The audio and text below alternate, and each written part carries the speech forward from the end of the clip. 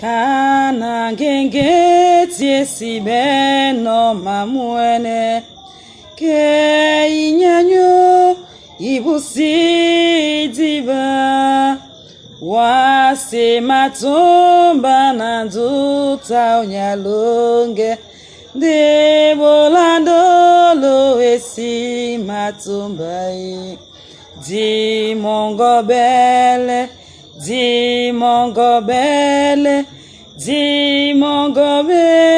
na ebolasu wase matumba nanduta oyalonge de bolandolo esi matumba.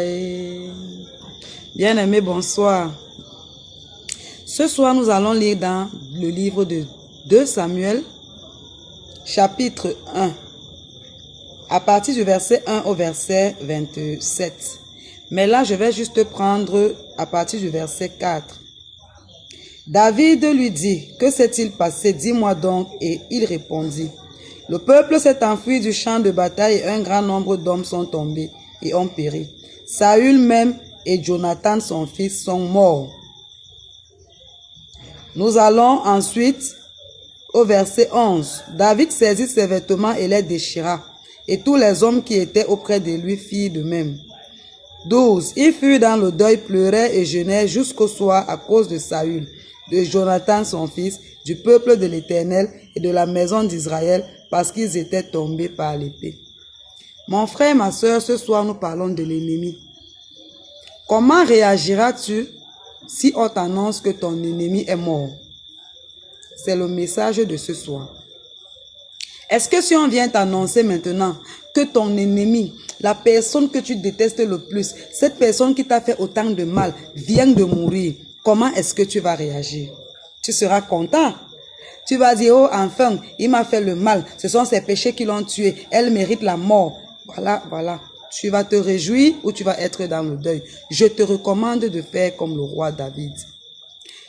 Saül était le plus grand ennemi de David. Mais quand David apprend que Saül est mort, non seulement il déchire ses habits, il pleure, il jeûne et il publie un deuil dans tout son pays.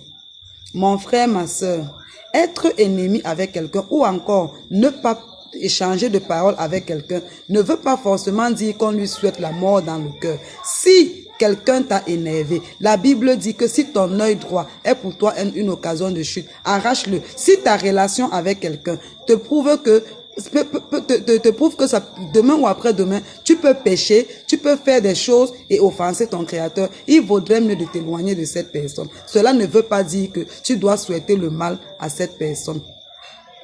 À partir d'aujourd'hui donc, si dans ton cœur, quand tu étais fâché de quelqu'un, tu lui souhaitais le mal, je t'exhorte à lire le passage de 2 Samuel à partir du chapitre 1.